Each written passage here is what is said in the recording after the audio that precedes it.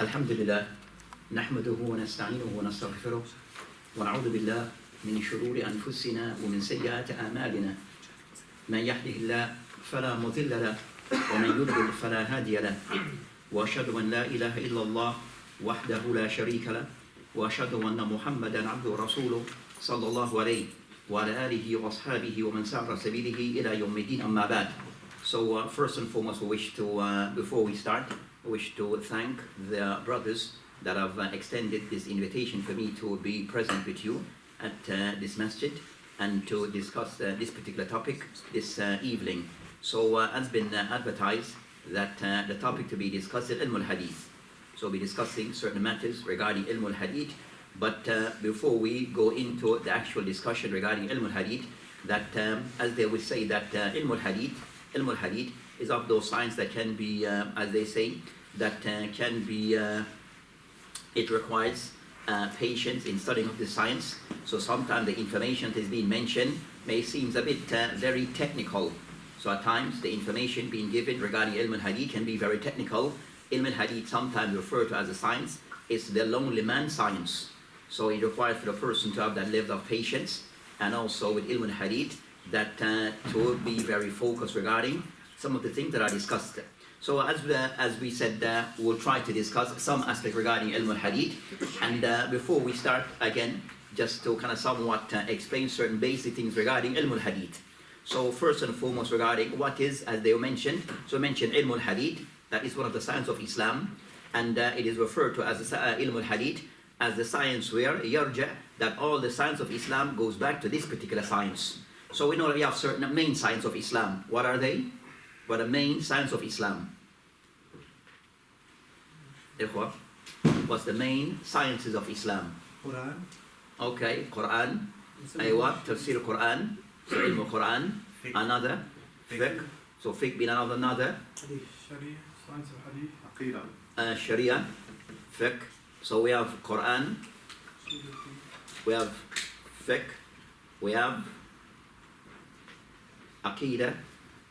So and you have these so of these sciences well, so and also though these are the main sciences regarding Islam. So if so regarding concerning ilm al-fiqh, al-sharia, that this particular science of the adillah, of the proofs that are used regarding concerning how to come to a judgment that something is halal or something is haram or something is wajib or something is makruh, then the person, he must use, there's certain sources that the person must use as adillah. Of those is a sunnah.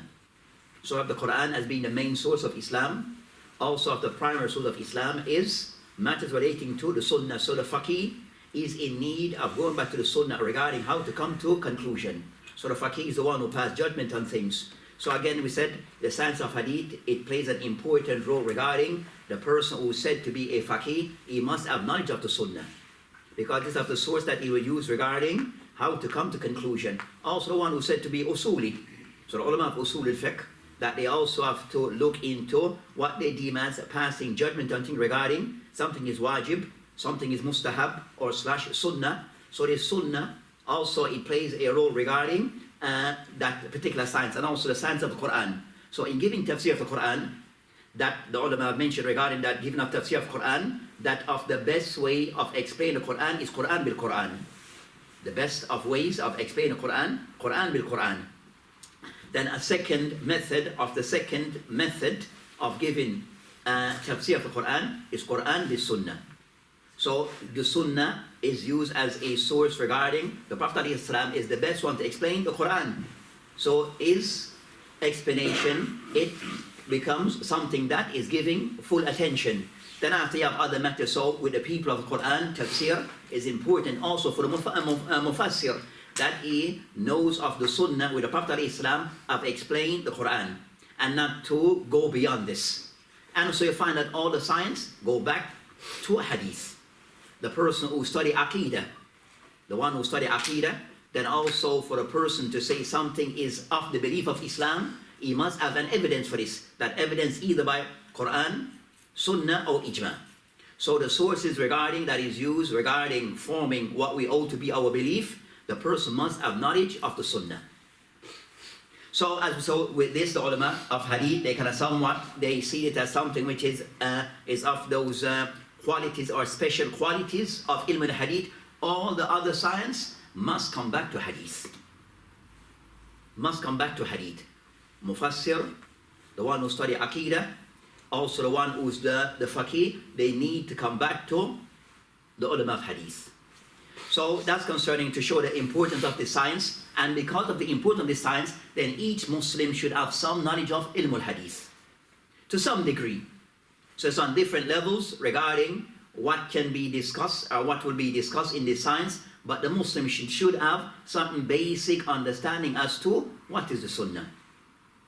And with this, it will assist the person regarding understanding what is how to follow the sunnah, because we have some knowledge of the sunnah, so we understand how to apply the sunnah correctly. So this is of the benefit of the sunnah, and also how to put things in their different contexts I will discuss soon. So of those things that one should understand as some of the basic things regarding ilm al-hadith is what is said to be a sunnah. So it said a sunnah wal hadith. So Jumhur, majority of the ulama of hadith, the special of hadith, when they discusses matter regarding a sunnah wal hadith, they see these two terminology as meaning of having the same meaning. So they interchange these words as sunnah and hadith. In most part, we said in most part, majority, see that these two words, that the meaning is generally the same thing. So as for the word as sunnah, I would just somewhat not go to linguistic meaning of certain words. We go straight into the istilah, these words regarding the terminology of these words according to the ulama of hadith. When ulama of hadith, they mention as sunnah, what do they mean? Who can give an idea? The ulama, when they discuss concerning a sunnah wal hadith, what do they mean by this? What is the sunnah? This is actually three categories. One direct, from the order by Prophet Muhammad sallallahu alaihi wasallam.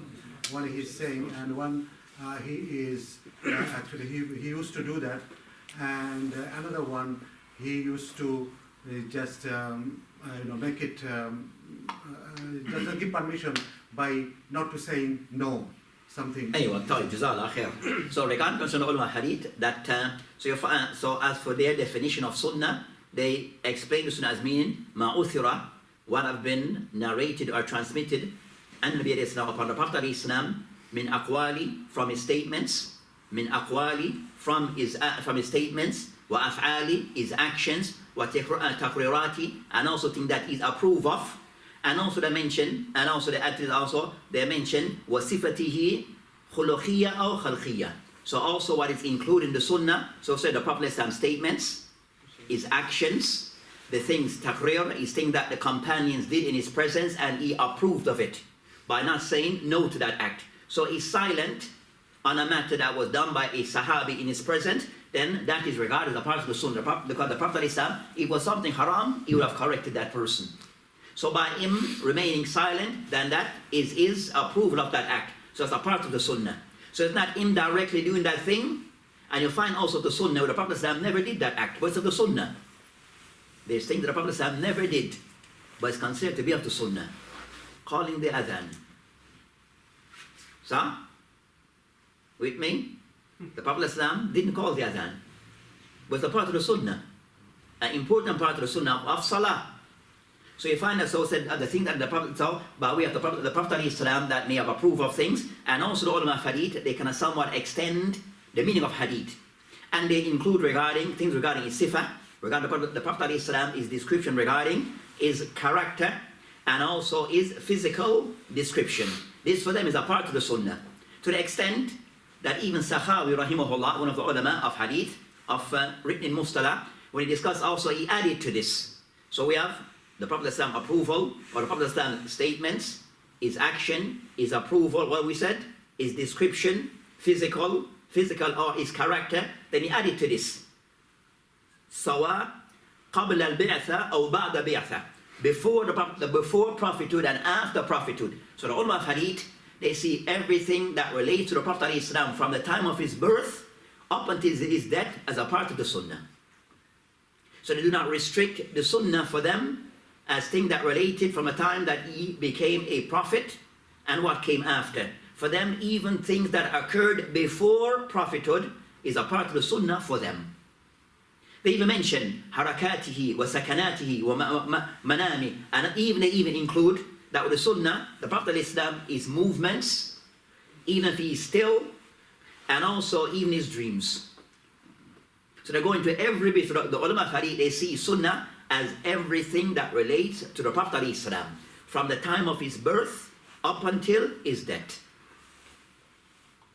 Now, so you find that the books of the Sunnah, the books of the Sunnah, when they discuss concerning the Prophet ﷺ, they try to gather everything without any distinction, because they see the Prophet ﷺ's life and what from birth up until death as a part of the Sunnah. As for ahkam, then that comes later. So that's concerning the understanding of Sunnah. I would say the ulama of hadith, in most part, they see the term hadith as meaning the same as Sunnah. So they kind of somewhat interchange those two words. Also, when we say that being regarding concerning Islamic science, that as we just defined, what is the Sunnah? Also, the word Sunnah is used in other science. So the ulama, the fuqaha, the ulama of fiqh, they use the word Sunnah within their science, having a certain meaning. The ulama of aqidah use the word Sunnah having a particular meaning. The ulama of usul use the word Sunnah in their science that have a different meaning. So each science use the word Sunnah, but it carries a different meaning. So when you read a book, regarding concerning if you see the word Sunnah in a particular book, then understand which science am I reading, to understand what is the intended meaning of Sunnah in that science. So the ulama of fiqh and the ulama of hadith do not use the word Sunnah with the same exact meaning. Clear, ikhwan? So I said that of the thing with the science of Islam is to know certain things that cross over, interlap, regarding words, but the meaning may be different. The meaning of that word may be different. So I read a book in the book, they said a particular act they mentioned regarding salat. They mentioned of the acts of salat, this is a sunnah in the books of the fuqaha that carry a particular meaning. And the word sunnah in the ulama of usul al-fiqh has also a different meaning. And the same word in sunnah, usul al-sunnah, Ahmad ibn Hanbal and the likes, that the word sunnah in that context have a different meaning. So in each science, the word sunnah is used differently depending on that science. So for the person who is a reader, the one looking at that science, to always bear these things in mind. Certain words may be similar in particular science of Islam, but may have a different meaning depending on the science that you're looking at. So of those things to be mindful of.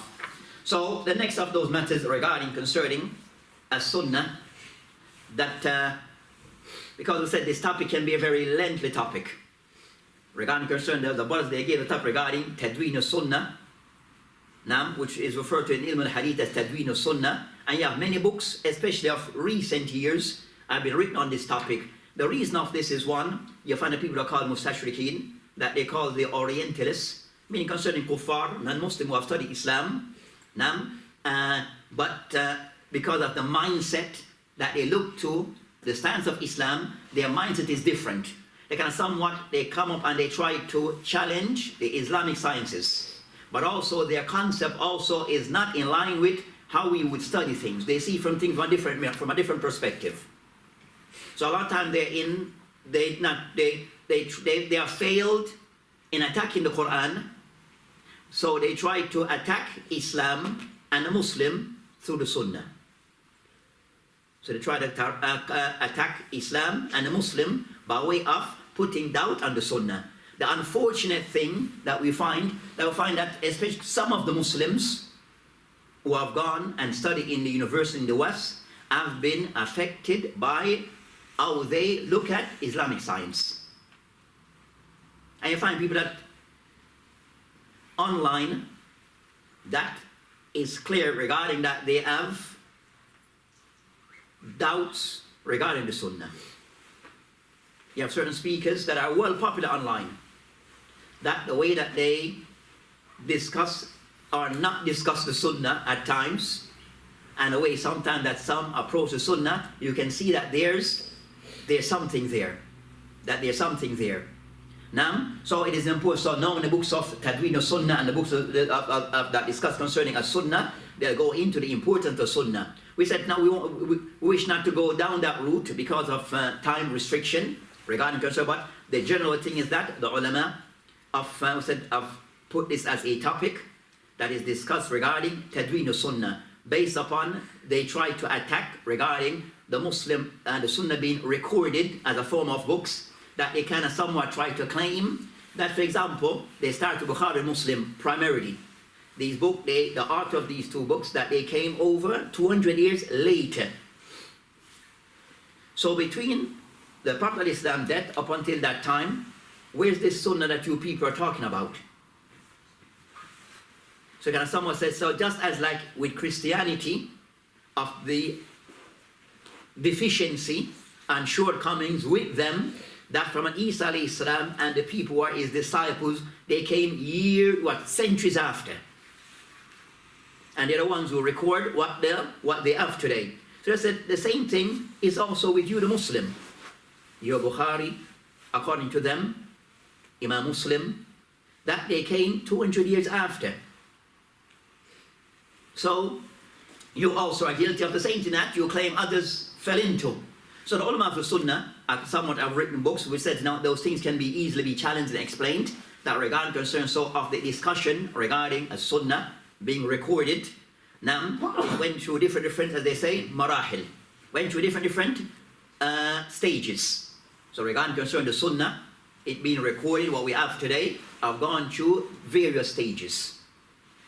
Now, so after early stage, that is also a part of the discussion regarding the Prophet ﷺ in his time, that of the discussion that the Prophet ﷺ ensured that as for the Quran was recorded during his time, incomplete.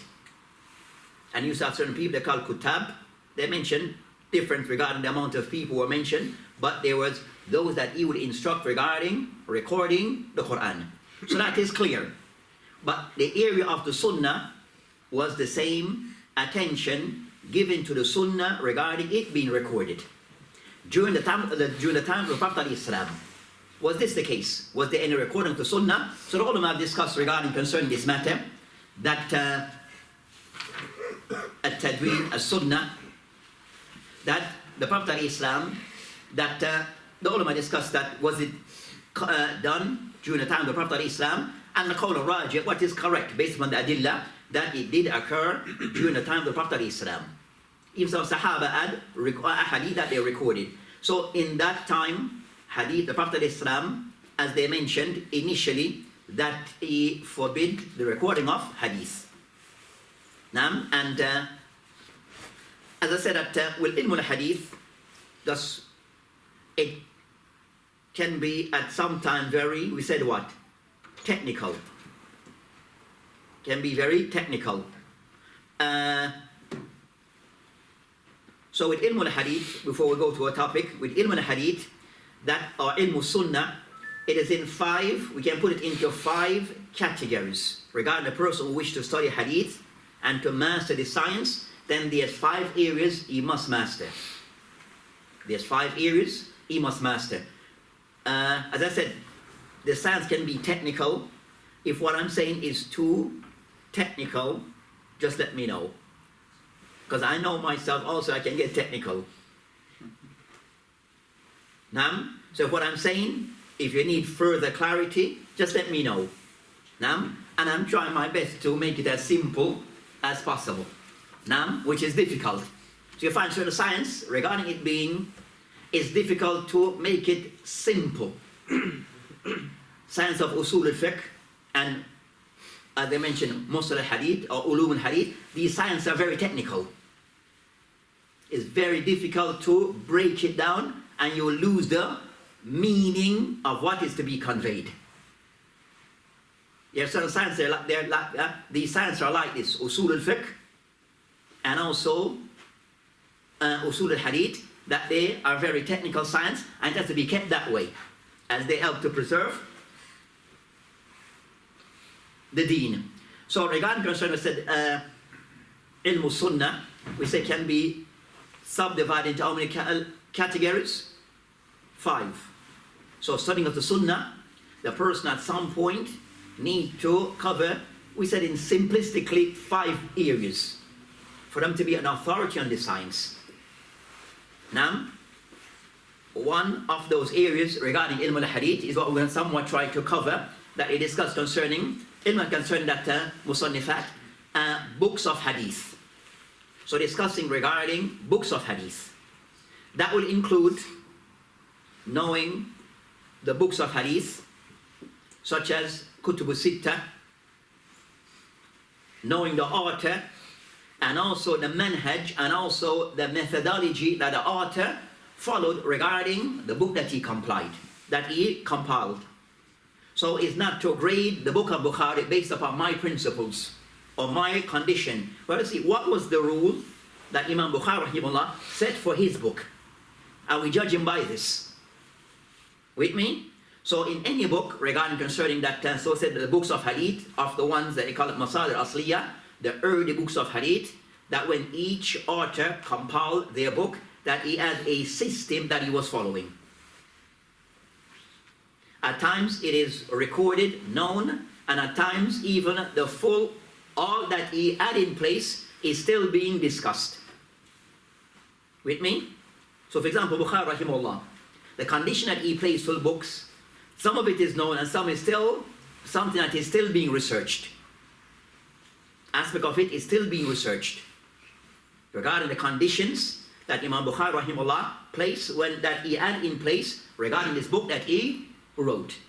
Now, so I said of those things that a person must study is regarding knowing the books of the Sunnah and the method that the author followed in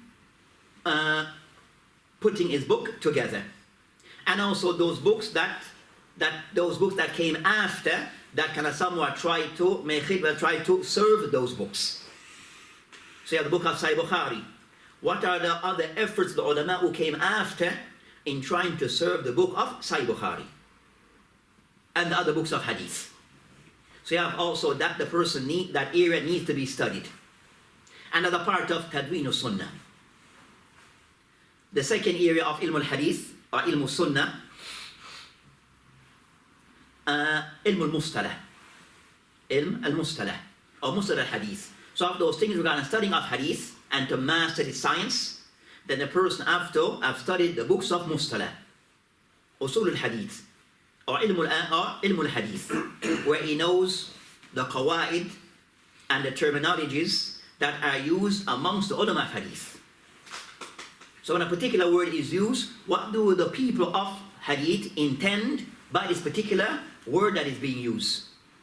Mursal, mu'allaq, marfu', maqtu', just some words that we just mentioned. So these words, what do they mean by these words? So of the person, and you have said other things where they said and that needs to be studied, but a person needs to cover a book in ilm al-hadith. And what we find today said, so the next, we come back to that. The third area, so the first was what? Ikhwan, you with me? The first, books of hadith. Nam. Second area, Mustalah al-Hadith. Nam. The third area that the person also would require to study regarding ilm al-Hadith, that ilm al-Jar wa Ta'dil, or say ilm al-Rawat. So ilm al-Jar wa Ta'dil is also regarding concerning studying matters relating to the narrators. So every hadith composed of 2 parts, isnad wal matan. The isnad are the narrators. But there's things regarding studying narrator, regarding knowing about that particular person who is one of the narrators in the hadith, and also other factors relating to him. Regarding who are the person that the person that did he hear the hadith from the person that he said he heard the hadith from? Can I ensure that they actually met?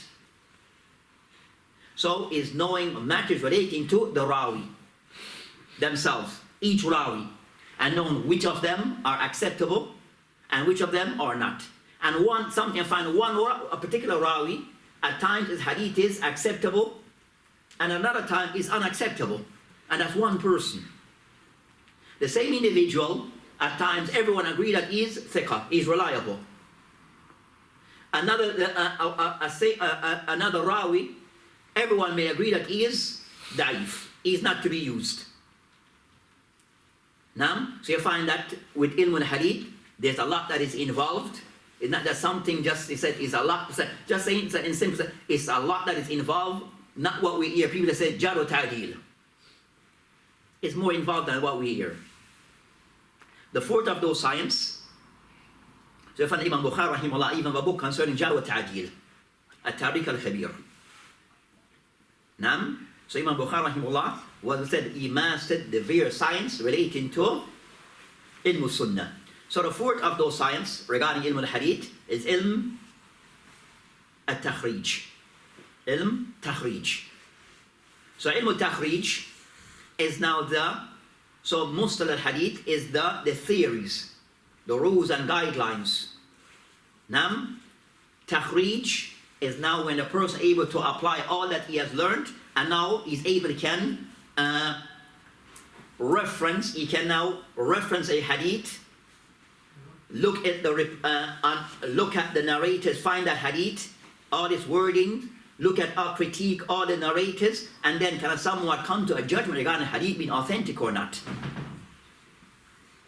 Now, so the person is now the person of mastered the science, where now he can study a hadith and go through all what needs to be covered, but in the in the end, he can come to a decision that the hadith is authentic or not, and follow the rules as in applying the rules that are in place. That's ilm al-takhrij is tatbiq. It's the person now able can implement the science of ilm al-hadith with all that comes with it. Do we know of anyone who is famous of contemporary regarding ilm al-takhrij, passing judgment on hadith? Sheikh Albani, rahimahullah. Naam. So Imam Sheikh Albani, rahimahullah, so his book Silsilat al-Sahihah wa Da'ifa is him now applying what are the rules and regulation, and then coming to a judgment regarding hadith being authentic or not. And with ilm al-hadith, you'll find that in every generation, a few of the ulama who master the science, or give it that master the science. In every generation, just few, not many. So it's not one of the more popular science, even though it is, as we said, one of the most important of sciences. But not many of the ulama have mastered this science. The fifth of what covers within ilm al-hadith is ilm al-ilal. Ilm al-ilal. So ilal is the person able, they can pick out things, defect in the hadith that may be commonly missed by most, even by ulama of hadith themselves. So you might find certain things in the hadith where you find certain wording, maybe additional word in the hadith that is mentioned, but it's actually not a part of what the Prophet Islam mentioned. But not most people would not make that distinction. For the ulama of hadith, they will be the one to can sieve out those small details that are defects that may be inside the hadith. And that's one of the most complicated aspects of ilm al-hadith. When the books of Muslim mention that the amount of people who have mastered the science of ilal, they do not increase. In the books of ilal, the books of Muslim, they mention not only about few less than 10 individuals who have mastered the science throughout the centuries, which is up to of recent. Some put other contemporary names. That's the next discussion. But in this area concerning ilm al-ilal, that few actually of the group of ulama of hadith, not many excel in this area because of the more precise areas regarding ilm al-hadith. With me? So for example, throw an example out, make it simpler or more complicated. Example, okay, you see a person moving his finger in tashahhud. Some say it is to be done, sir. This is that in most Salafi Ahli Hadith, maybe you might find them doing this. Sir? Nam? So you find that a hadith regarding tahriq of the finger. Now, you find contemporary, you find that, for example, Shaykh Al-Bani rahimahullah owed it to be sahih. That you find that many Salafis who do it. Now, because Shaykh Al-Bani rahimahullah, that he owes it to be sahih. Now, so he mentioned the hadith regarding moving the finger. Shaykh Muqbil and his students don't see it to be authentic. It's only pointing the finger. Because there's a ziyada, there's an extra word regarding tahriq by one of the narrators. So you compare him to other of his other narrators, other of his colleagues. He's the only one who mentioned about moving the finger, while 10 others doesn't. And they are his colleagues. So is he right? Or why did not they mention it? You with me?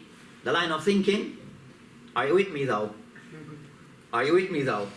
That's the process of ilm al-hadith. So you see it as if 11 individuals, all thiqat, mention the same hadith with the same isnad of, in a particular level, 10, 11 individuals, or what?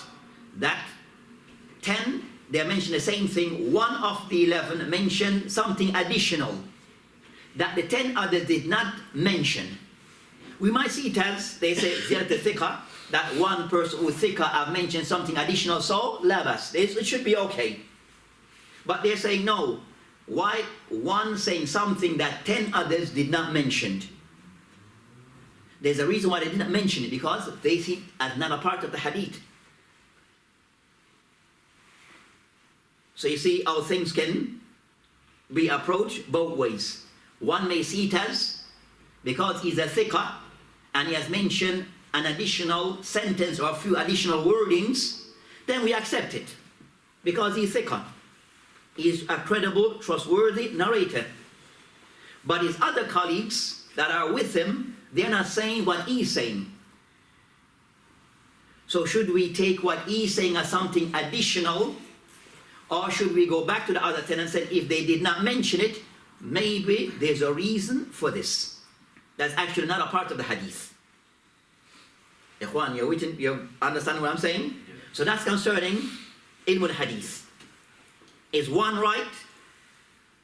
Because we say he is thiqa, so anything that he says, it must be accepted. And says no, that a thiqa doesn't mean that the person is ma'soom. A thiqa doesn't mean a person is infallible. He can make mistake. And sometimes, so said no, so that becomes of the detail and complicity, or consider the detail of ilm al-hadith. Where which rule do I apply in this case? Ziyadatu thiqa, or to say the hadith is shadh. So I have two ways could go. And this was said of the ilm of that relates to ilm al-hadith. Those fine points. So I said, going back to where we started, that ilm sunnah, it covers those 5 areas. So a person who wants to be a specialist in ilm al-hadith, then they have to somewhat have studied somewhat an advanced level in those science. And also to bear in mind again, that was said now, with Islamic science, that of the issue that we find today within the West, and maybe we're talking about the West, because we live in the West, more so England, that we said, regarding concern the science of Islam, now, that we do not, as the Mullah said, that we do not take our religion from people who did not study in a proper manner, in a study, the course to an acceptable level. Meaning that people who we see present themselves as students of knowledge, duat, ustadh, whatever name they want to call themselves. The name, for me, name doesn't mean anything. It's what you can produce. So as for the people that we see, I've said that we judge them. If the person tell me that he studied which book in Mustalah? Basic book in Mustalah. One of the books in Mustalah, what are they? Baykuniya. A person that has studied Baykuniya, some of the ulama of hadith of contemporary time do not recognize Baykuniya as something to be studied. Because it's so simple that they don't see it as something to be studied. For the West, it may be something to start with. Now, so for a person who said, I went overseas, or here, I studied Baykuniya with a particular sheikh, and then come back and say, he's Sheikh Islam, that's unacceptable. That's unacceptable. A person who said, I study Thalath al-Usul, and say, I can teach Kitab al-Tawheed, that's not running. You studied, if you did study, because these books are basic books to start with. It doesn't make you a teacher. That's the point. Studying Thalath al-Usul, Baykuniya, what else? That everyone who said they study. Usul al-Sunnah, Imam Ahmed in Tawheed, it does not make you a teacher. You're not qualified to teach. That's just the reality. But because we in the West, we have lowered the standard, we make everyone, we accept everyone. Fallah Mustan. And that's why we have confusion. So it says no, that with the science of Islam, that the person, for him to be qualified to teach, I'm not saying that I'm qualified to teach at a certain level. Now, that we must have a standard regarding the people who are said to be the du'at. Especially those who have gone overseas and study, that if they come back with their credential, Hawad al-Arba, Thalath al-Usul, Baykuniya, then Jazakallah khair. That's good for you. But it's not good for you to teach the Masjid. It's good for you, Jazakallah khair, for that effort. But as for you being, and you're teaching, discussing the most complex science of Islam regarding Aqidah, matters regarding fiqh and usul fiqh, that's unacceptable. And they said then, so you find even the ulama of hadith, they have very strict rules regarding people who are within this science. Very strict rules. So, as we said that ilm sunnah, for a person to be somewhat solid within the science, they have to kind of somewhat gone through all those areas. Not just a beginner's book. Not just a beginner's book. They have to go on to a more advanced level regarding this particular science. So said, as for the Prophet ﷺ regarding concerning at-tadween al-sunnah, that I will mention that it went through different stages regarding this matter, to the extent where you find that concerning that the discussion regarding did the Prophet ﷺ allow or give allowance to the people to write hadith or to record hadith during his time ﷺ.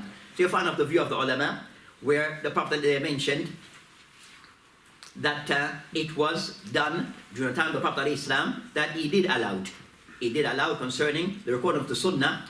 Then then in time of the Sahaba, then that also increased. Then the time of, and eventually of the era of Omar Abdul Aziz, Omar ibn Abdul Aziz, who one of the Khalif, the Muslim, that he kind of somewhat that saw that the need for the Muslims that they start to have a more organized method in compiling the Sunnah. And that's what said that in a formal manner, then the Sunnah start to be recorded.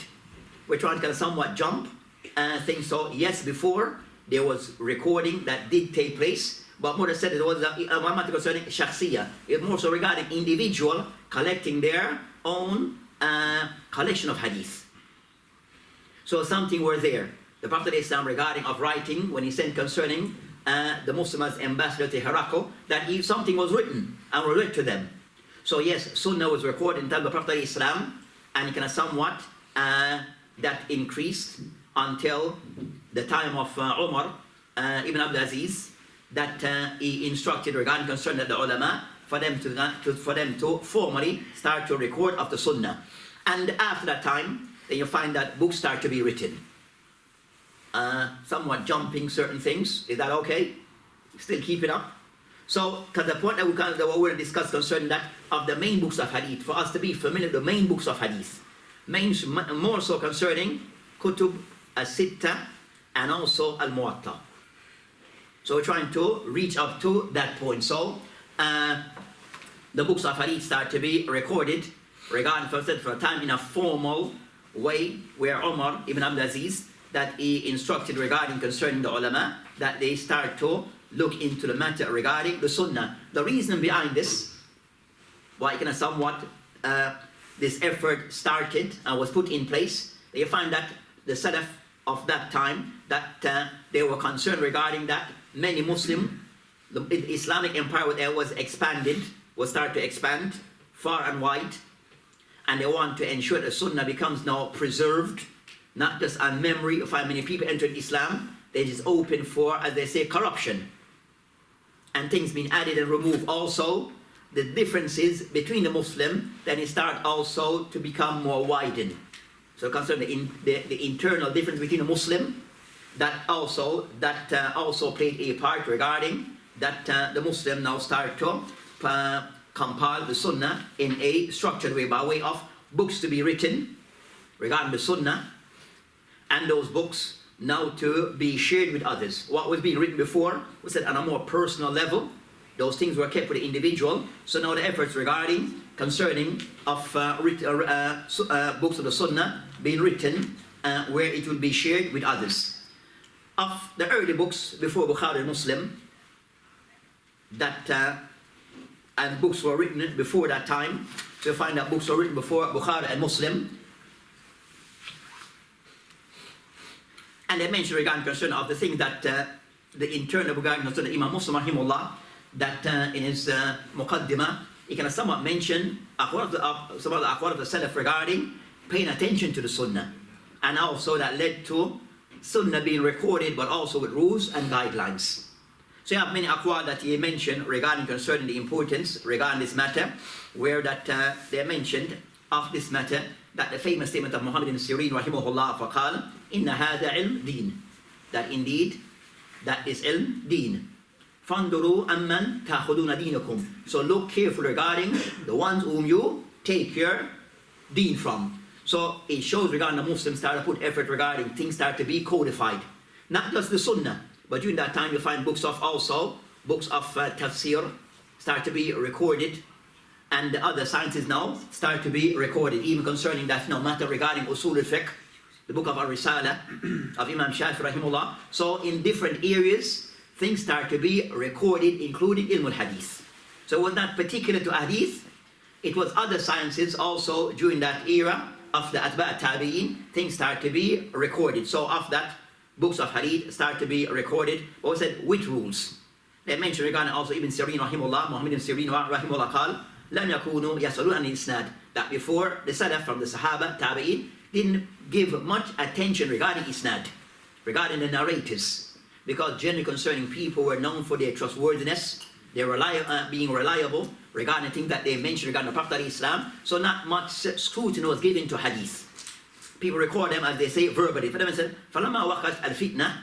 But when the fitna regarding Uthman ibn Affan, a discussion between the ulama of hadith, or the ulama, regarding which fitna is intended. When they mention, فَلَمَّا وَقَتْ الْفِتْنَةِ, when the fitna occurred upon the Muslim, meaning concerning the differences, some mention that this fitna that is being discussed or being mentioned, that of the death of Uthman ibn Affan.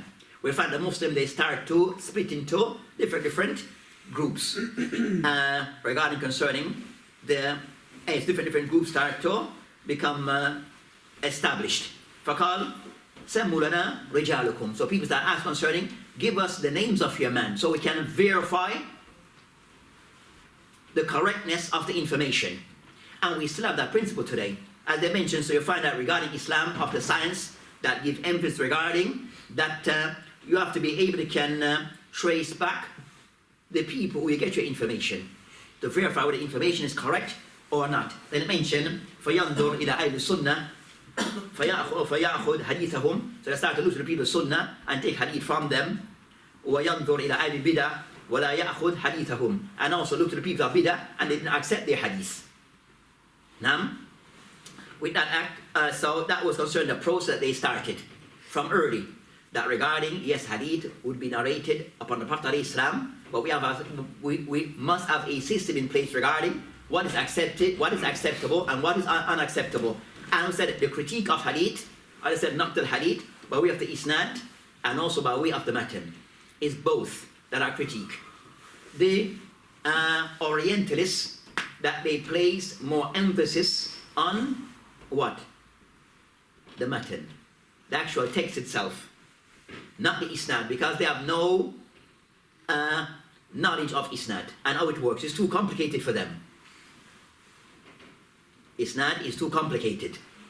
So that somewhat they can somewhat try to more emphasize regarding what's in the text itself, and based upon their principles, they try to measure Islam with their principles. So you're finding today that a person that may be online and may say today that I do not accept the Sunnah regarding this matter because it goes against the norms or Western society norms. So they're going to reject the Sunnah. Now they say, okay, the Prophet mentioned regarding that, women should not be leaders. They said, in the West, we have Margaret Thatcher in England, run things, and she was good. They tried to vote in, what's the one recently? You understand, women to be leaders.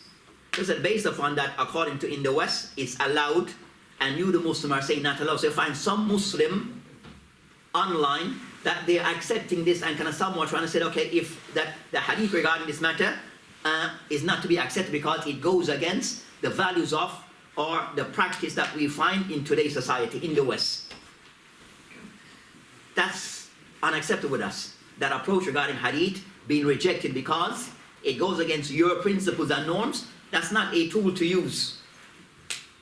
That's not a method to be used because each person may differ. So the ulama of hadith, they have set the rules, and those rules regarding ilm al-hadith, regarding what is acceptable, and the rules and protocols, they're in the books of Mustalah al-hadith. So as we mentioned, that the ulama start to put certain system in place regarding matters relating to critiquing of hadith. So Omar ibn Abdul Aziz rahimahullah was one of the khulafa, and also a person that he was also an alim. So he was a leader of the Muslim, but also a person who loved ilm, and also he is also himself a person of ilm. So as we said, when he saw regarding concerning the situation at hand, that he can somewhat commission some of the ulama of hadith, that they start then to look into this matter regarding hadith. So he commissioned regarding concern of the ulama in different places concerning of one of the ulama of hadith, as they mentioned, that Al-Hafiz Muhammad ibn Shihab Az-Zuhri rahimahullah, that he mentioned for Zuhri, one of ulama of hadith, can somewhat start to go around and to gather the hadith of the Prophet ﷺ as a form of, in a book form. So that process started. That was around Hijri, 124 Hijri. So with the 100 years of the Prophet ﷺ, then the hadith started to be codified in as they said, that amongst the ulama. So they mentioned regarding concerning Az-Zuhri rahimahullah, that was a part of that process where they started to gather hadith, where they mentioned that Fakal, they'll go to different places and gather the hadith that were prevalent in that particular area. So books start to be recorded and put in place. Of the early works, you have some of these books that we try to more to stick more to books that are in print or available. Because some works that they are mentioned, but for, not per se available. Yeah, for example, of the early works of Abdul Malik ibn Jurayj, or Jurayj, rahimahullah, who died 150. Abdul Malik ibn Jurayj, rahimahullah, he had said the first book from Mecca, so he had his own collection of hadith. Abdul Malik ibn Jurayj, that said died 150, al-Hijri, that is a portion of his tafsir is with us, of isnad. So the ulama of the first fourth century of Islam, when they wrote a book, it must have isnad. That was a normal practice. So he has a book in tafsir, a portion of it is in print, and that's one of the early works of tafsir that we have in print.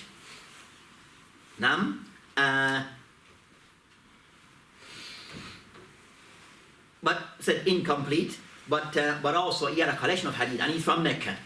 So also he had his own called Al-Jamaykee that is in print. That where did I write? Also, so you have him that have done some work around that time in the people of Medina, who had some efforts regarding collecting hadith or hadith are the more famous of them of Mecca. Around that time, Imam Malik rahimahullah, so Malik ibn Anas rahimahullah ta'ala, that he died 179 al-Hijri, that of Medina, who also compiled a book. And his work have reached us that in full. So the book of Imam Malik rahimahullah, that what is referred to as, what is named? Al-Muwatta. So the book of Muwatta rahimahullah, Muwatta, you have different versions.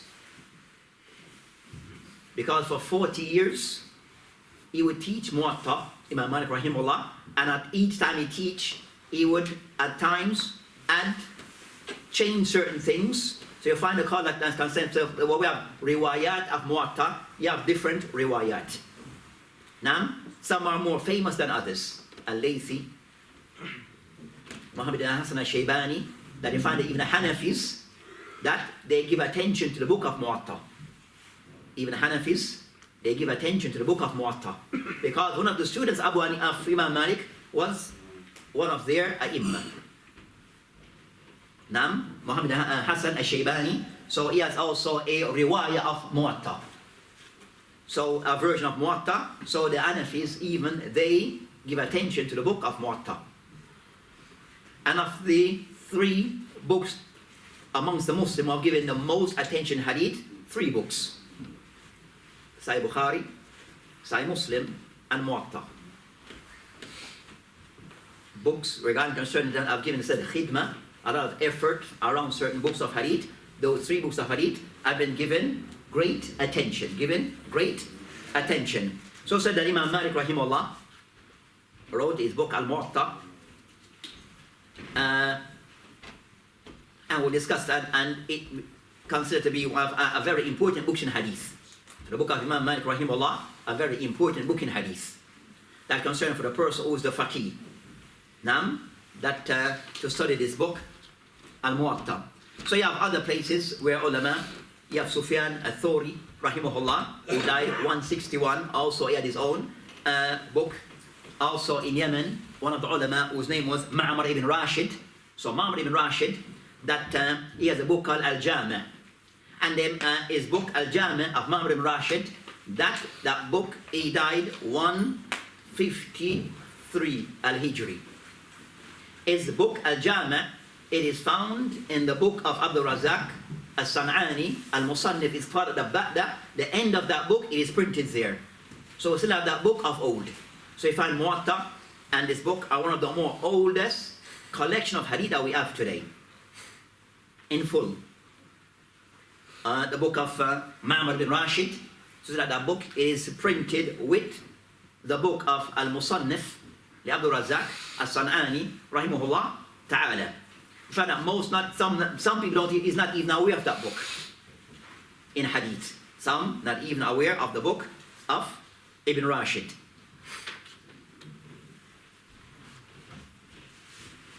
So as we mentioned, of the early books to have been written, the book of Imam Malik rahimahullah, Al-Muwatta, Imam Malik rahimahullah, Imam Ma'ruf, Sahib al-Madhab, who is Malik ibn Anas, Ibn Malik, Al-Madani, Imam Dar Hijrah, and we mentioned that he died 179, and is considered to be Atba' al-Tabi'in. Imam Malik rahimahullah, min Atba' al-Tabi'in. So, of the books that have reached us, I would say that books that we as Muslims should give attention. That looking shoulder, over there you have some in there in English, some of the books in hadith. So that it is important giving the books of hadith attention, especially in these times where the books of hadith is not given. With the books of hadith, it needs to be taught more to a greater extent that is being taught today, especially in the West. Now, so of those books, I would say of importance regarding of the books of the book of Imam Malik rahimahullah, Al-Muwatta, they discuss concerning why to refer to as Muwatta. they mentioned two meaning concerning Muwatta, that Muwatta min bab ittifaq, that the ulama, that they agreed Imam Malik rahimahullah regarding what he wrote in this book. And also the word Muwatta also mentioned tasahul, making things easy. So Imam Malik rahimahullah, when he wrote this book, that he wanted to make things somewhat easy for the people, so he wrote this particular book. And also this book of Imam Malik rahimahullah, that it was a request from one of the Umara during his time, that Imam Malik rahimahullah to wrote this particular book, and that he wanted for Imam Malik rahimahullah, when this book is written, for it to be the book that would be the standard text to be studied by the Muslim. Imam Malik rahimahullah, he refused this. Imam Malik rahimahullah, that was the leader, he proposed at that time that Imam Malik rahimahullah, his book Muwatta, to be the book to be studied by the Muslim in different areas and regions regarding concerning the book of fiqh. So someone to make it was said to unify the fiqh of the Muslim during that time. But Imam Malik rahimahullah didn't agree. But I mentioned that the ulama in different regions might have information that I do not have. So it shows concern that, you know, that for a person not to believe that that person, whatever ilm that we have, that I know it all. And my view is supposed to supersede all. And my position is matter which is ijtihad. Now, that for the person to understand that there are others that are contributing, and whatever you're doing is just a part of the puzzle. No one to see themselves as the puzzle, but you're just a part of the puzzle. You're contributing, jazakallah khair, if you're upon the sunnah, upon tawheed, nam, and you're somewhat have studied, then give your contribution. But not to see my view in ijtihad to be the view that everyone must follow. Then that's a problem. Then that becomes a problem. So Imam Malik rahimahullah kind of somewhat was considered, you know, you have ulama who exist in other areas, may have certain views and ahadith that he is not aware of or was not known to him, so he shouldn't make his book the standard book of that time. And the Khalifa then was who did concerning Harun Rashid, regarding what he proposed to Imam Malik rahimahullah tabarak ta'ala. So as to the book of Imam Malik rahimahullah, that it's a book that considered to be a book of fiqh. It's of those books of fiqh. Regarding concerning or to compare Bulugh Maram, known to Allah, Bulugh Maram, Umdat Ahkam. So it's a book, so those books as so the book of Muwatta rahimahullah, Imam Malik, is a book of fiqh, but it contains hadith of the Prophet alayhi salam. So it is structured, organized by way of Imam Malik rahimahullah. He starts with bab of salat, but he starts in most books of fiqh, we start which bab? Babu Tahara. But he starts with Babul Awqatus Salat. Start with Awqatus Salat. Then go to Tahara. So that somewhat was said in that time that was the system that he followed. And no one can criticize him because that's his method. And it's not for that's the method that he applied regarding his book Al-Muwatta. Then so things based upon ibadat, salat, zakat, siyam, al-hajj, and the likes, then mu'amalat. So that's concerned the system that he followed. But also Muwatta of Imam Malik rahimahullah, that between him and the Prophet Islam, very few narrators, 3, 2 at times, in many occasions. So between Imam Malik rahimahullah, that is isnad is said to be Ali. Now, between him and the Prophet Islam, very few individuals. And that concept isnad al-Ali, that's like a prize amongst the ulama of hadith. The least amount of people between you and the Prophet Islam, then the hadith, it has more value. If it is authentic. So Imam Malik rahimahullah in this book, it contains a hadith, they say marfu, that goes back to the Prophet Islam. Also, it has athar, aqwal of the Sahaba, wa tabi'in, and also some of his aqwal. So Imam Malik rahimahullah, his book it conserves of a hadith of the Prophet Islam, and they discuss concerning most hadiths in Muwatta, going back to the Prophet Islam, they are authentic. Now, so Muwatta, as of the ulama have mentioned regarding concerning that Imam Shafi rahimahullah, in praising this book of Muwatta, that he said, Imam Malik rahimahullah, Imam Shafi rahimahullah, in praising the book of Imam Malik, called ما في الأرض كتاب, that there is not upon the earth kitab min al-ilm, of knowledge, أكثر صوابا, that is more correct, min kitab al-Malik, than that of the book of Imam Malik. So that's on the level that Imam Shafi rahimahullah praised the book of Imam Malik. That during that time of those books that came to his attention, that he saw this book as being of the book that was most precise and correct regarding what it contained. Then also he mentioned Imam Malik rahimahullah, Imam Shafi rahimahullah, in praising the book of Imam Malik rahimahullah, Ma'al al-Ard, he mentioned Kitabun. Also he said there's not a book on the earth asah min kitab al-Malik, that there's no book on the earth that is more authentic than the book of Imam Malik. Now, but that was before Bukhari and Muslim. So bear that in mind, huh? So Imam Malik, this book, when he said his statements, that was before the advent of the book of Bukhari and Muslim. Time? 7 minutes. 7 minutes, I just started. I just got warmed up. So said Muwatta rahimahullah, of those early books, because of 7 minutes, then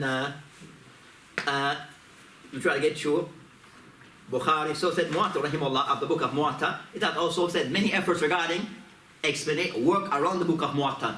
Of those ulama who give a lot of attention to the book of Muwatta is Imam Abdul Barr. Imam Abdul Barr rahimahullah, one of the ulama, Al-Maliki, then became a mujtahid, but he gave a lot of attention to the book of Imam Malik al-Muwatta.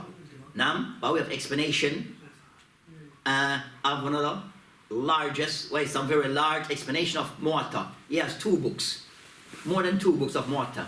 By way of explanation, one that is very complicated and difficult, but a must for a person to study hadith, which is called Tamheed, where he can somewhat explain Muwatta using the system of al-hadith, going to detail regarding matters of hadith. The next explanation that he has, and that explanation of Tamheed is about 20 volumes in print today, of recent. Then you have a second explanation, Istizkar, that's more in line with the Fuqaha approach to things. That also about 18 volumes. So that's one person, and he has other works around the book of Muwatta. But that's just one person effort. That's just one person effort. Then after Muwatta rahimahullah, of other books that came, of books of hadith, we have as referred to as Kutubu Sitta. So Kutubu Sitta, sometimes also the ulama, they said min bab tasahul, that they may say so Kutubu Sitta, as they refer to them as that they are generally known as Kutubu Sitta. What are those 6 books? Kutubu Sitta, the 6 books of hadith. What are they? Bukhari, Muslim, Dawood, okay, Abu Dawood, Tirmidhi, Ahmed, I stop. Okay, so we have Bukhari, Muslim, Abu Dawood, Tirmidhi. What else we said? Ahmed, Musnad, Ibn Majah, Nasa'i, mentioned. So that we have gone beyond 6. Bukhari, Muslim, Abu Dawood, Tirmidhi, Ibn Majah, Nasa'i, and Musnad. Any others? Muwatta, Kutubu Sitta. So Kutubu Sitta, that what become the standard of Kutubu Sitta, or became known as Kutubu Sitta, that are as follows: 6 books of hadith. They are considered to be some of the primary source of hadith, but they are not the only ones. With me? They are not the only books of hadith. There are many more. So these 6 are somewhat stand out. They say Usul al-Sunnah, that Sahih Bukhari, Sahih Muslim, Sunan Abu Dawood, Sunan al-Tirmidhi, Sunan al-Nasa'i, al-Mujtaba, and the 6th is Sunan, Ibn Majah. These are the 6 books of hadith that every Muslim should memorize. Every adult Muslim should memorize. Because this is said, for us to understand Islam is based around, a lot of it is based around those 6 books. The practical application of Islam, the detail of Islam is found within these 6 books. So every Muslim should memorize these 6. تفضل. So we'll end.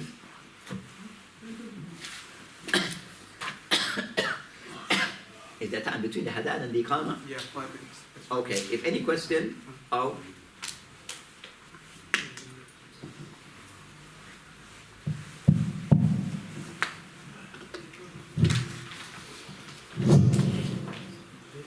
Allahu Akbar, Allahu Akbar, Allahu Akbar, Allahu Akbar. Ashhadu an la ilaha illallah. Ashhadu an la ilaha illallah. Ashhadu anna Muhammadar Rasulullah. Ashhadu anna Muhammadar Rasulullah. Hayya ala salah. Hayya ala salah. Hayya ala al-falah.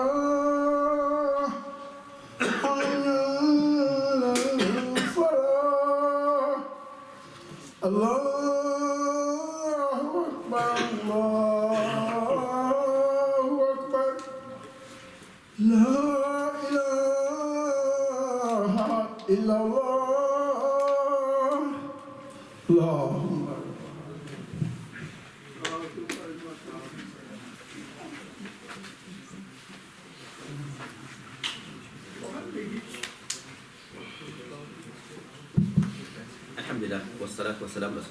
So before we can somewhat conclude tonight, inshallah, that so first apology from our side, because this topic it requires several meetings. This topic, to give it its to give it like its due right, it requires. The Jamal in 10 minutes we can still do it after you've got the creative stuff going to lead the Jamal, so you got 10 minutes. So Okay, we have 10 minutes. Okay. You got a bit more time. Well, still. So I said, with this topic, it requires more than one setting.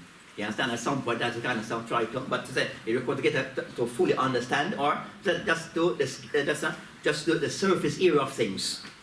Now, so as we had reached the point regarding concerning matters, so even all the madhab, what they call as a science, manahij al-muhaddithin, in discussing the books of hadith, regarding concerning that, said that each book that it have a style regarding, or in the science of hadith, regarding each book is written a particular way.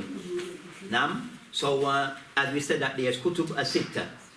What are they again? Quickly, one person can quickly read them off, as they say. Kutub as-sitta. They say every adult Muslim should know kutub as-sitta. Every adult Muslim should know kutub as-sitta. What are they?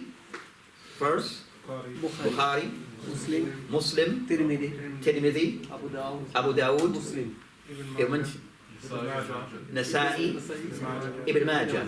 Aywa. So those are kutub as-sitta.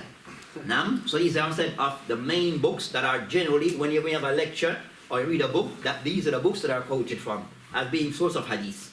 So we need to know of these books, and the next level is studying of these books, even the muqtasarat. Books are the summary of these books.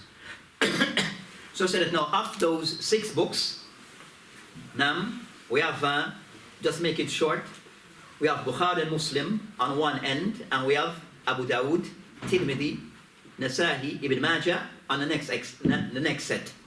These two, Bukhari and Muslim, they refer to these books, they stand out compared to any other book of hadith, based upon Imam Bukhari rahimahullah and Imam Muslim rahimahullah, that they play certain condition regarding regarding their book, regarding that they set a certain criteria that was very high regarding their book, that they want to collect a hadith, going back to the Prophet of Islam, but to a certain standard, to a very high bar.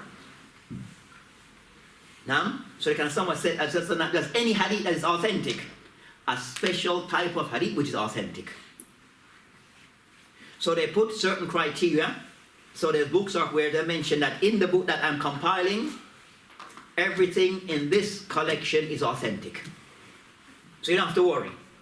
According to the criteria that they set, one of the criteria they said that everything I collect in my book, which is Sahih Bukhari and Sahih Muslim, they are authentic. So we said the people who are the attackers, that they try to attack these books because it's the most, we said, the two most authentic books of hadith that the Muslim have. So if they can, as they say, put doubt on these two books, then it's easy to destroy everything else. But Bukhari and Muslim, we said they have certain criteria that due to time, so after the criteria that their book, what they collected, everything is authentic. So they refer to as Sahihain. So they refer to as Sahihain. So when a genuine person says hadith in Sahih Bukhari, he's telling you the hadith is authentic. Is that another word of saying this hadith? It is authentic. You don't need to critique the hadith or Muslim in most part, which is more technical.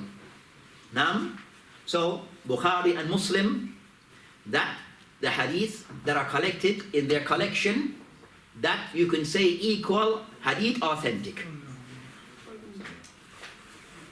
There's some hadith in the Bukharis that are criticized. Yeah, I know. Yeah. So that's what said. So that it's a little bit technical. That discussion. So you find yes, some of the ulama have critique of some hadith in Sahih Bukhari and Muslim. Daraqutni rahimahullah being amongst them. And you find that ulama have also critique of Daraqutni. So the one who have critiqued Bukhari, then his critique have been critiqued.